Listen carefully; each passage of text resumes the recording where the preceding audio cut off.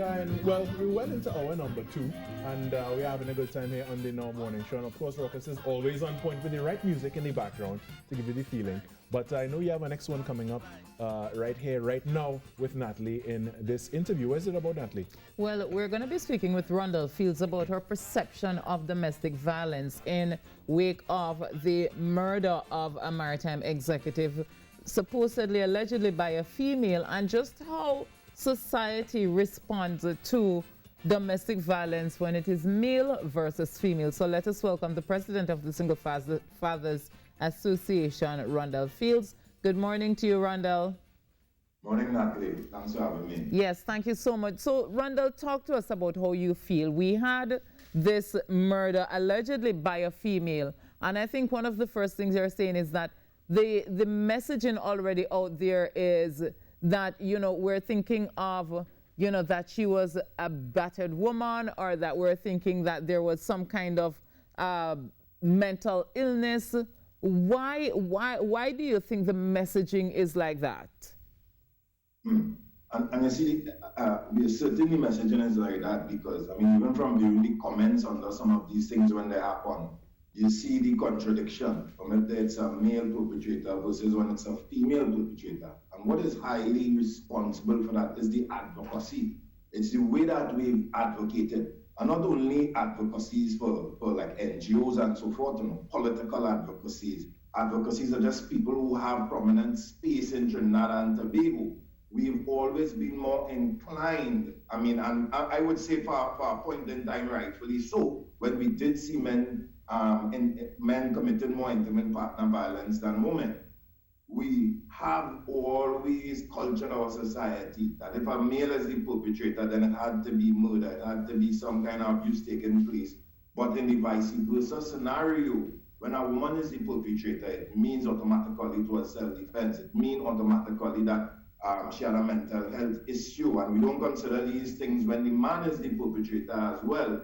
And it's not only negatively impacted when women kill men. We've seen in our nation in the last few months one of the greatest impacts that shocked me. I mean, let's compare the reaction from society, the reaction from politicians, the reaction from leaders in our society to the Andrea Barrett murder, opposed to the Khadijah Phillip murder. I think Phillip was the surname as well.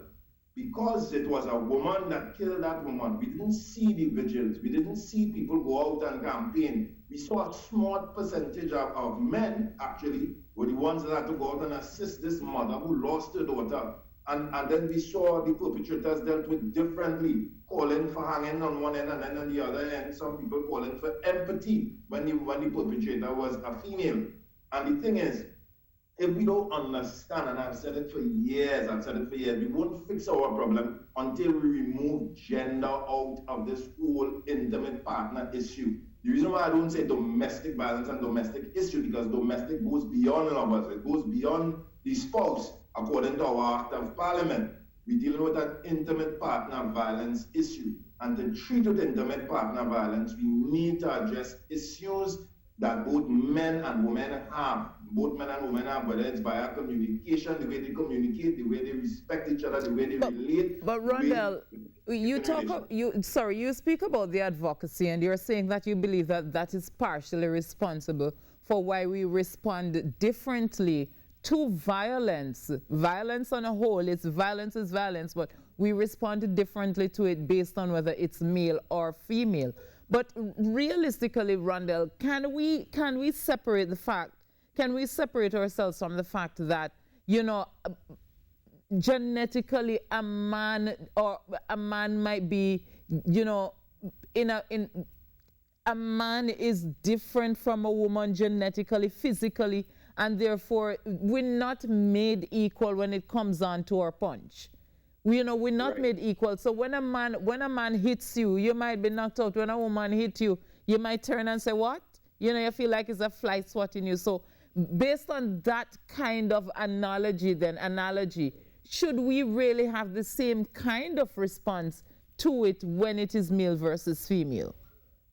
But of course, because therein lies the problem. And as I said, it's because we don't know how to relate or communicate or respect each other.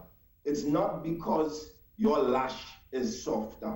It's not because your strike is softer. And sometimes what's a lot harder than a physical blow is a verbal blow. Sometimes that is the one that is sinking the most. So it doesn't even have to be a physical lash, but we must respect each other, man and woman alike. None must be held to a lower level than the other. If we allow this to happen, therein lies the problem. That's where the problem begins. Because we can tell honestly that we've seen many a video where a man may have been struck by a woman, but because culturally we've had that perception you're referring to, Natalie, you'll hear the woman say, Lashman, what you gonna do? Lashman, I'll go in the station after. It is because of that bad culture is why we believe that we empower one party that hey, I could physically touch you and you can't touch me back. That is why the rhetoric needs to change, even from in the schools when we're teaching our boys and girls how to relate to each other, that neither party should disrespect the other by putting their hands on each other. Neither party should disrespect the other by communicating words of hate and malice and anger and force. I mean, while you're having an issue, it's about having a level of emotional intelligence. So, Rhondall, tell me, do you believe that these organizations that we have that, you know, that support women against the violence, that these organizations are also a part of the issue because they're still looking at gender?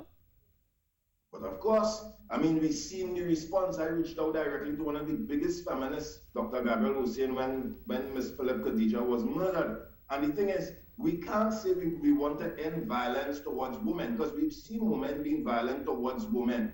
We've also seen men being violent towards men. And it seems like once it's the same sex, nobody cares, you know. We can't say we want to end violence towards women. And we also see that we have a problem where women are taking the lives of women also. Is a woman who is murdered by a woman less significant than a woman who's murdered by a man? Because the two responses are quite different.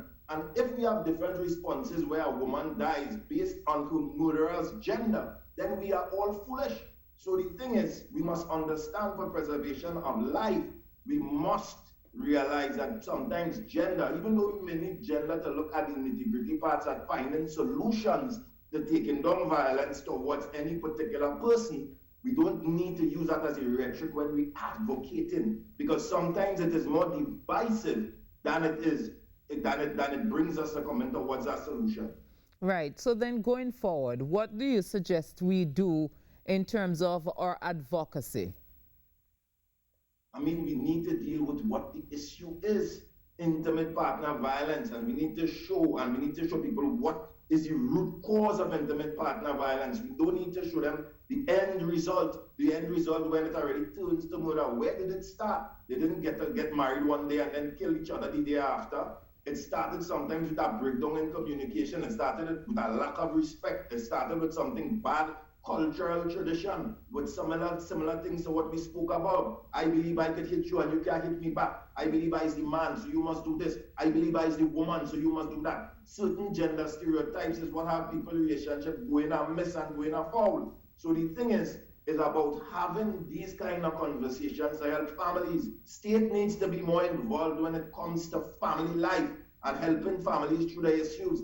And COVID-19 has exposed the failure of past and present governments to be able to have things in state to properly support families. We have a national family services that is driven into the ground with 2 and 3 willing people that cannot deal with the amount of frustration during this point in time in Trinidad and Tobago. We need to focus on some family center or unit that is better resourced, better funded, even if it becomes in a form of a ministry of family, to treat with the issues that family faces.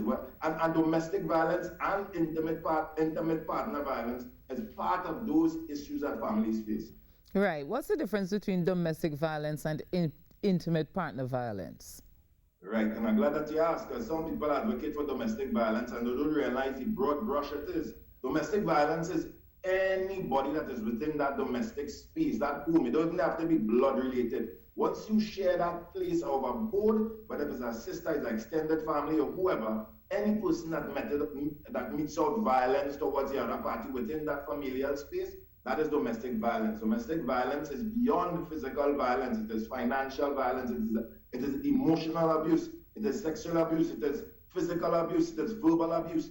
All these things are on our Act of Parliament, but how many of them do we really act upon? We only act upon the physical elements, which by that time, sometimes somebody's already abused, battered, or murdered. If we were more proactive and treated with the verbal parts, the emotional part, the financial part, these things, sometimes the people who would have died may have been living, and sometimes the perpetrators who are in prison may be out in the free land because they would have been able to have the right help to get through the issues they have been having in their family space. All right, Rhondall, I really hope that, you know, people are listening to you and that will, because I really think what you're saying has a lot of credence to it. And I understand your explanation of domestic violence as compared to intimate partner violence and, you know, just how to separate them. And I hope that, you know, as you said, the laws are there. So it's just a matter of enforcement and acting upon them. But I think to get to that is that we need a cultural shift, really and truly. But Rhondall, we do have to leave it there. But thank you so much for speaking with us this morning. Thanks for having me. Yes, you're most welcome. Rhondall Fields there talking. You imagine that? He's saying, listen, separate the thing. One, intimate partner violence is different from domestic violence.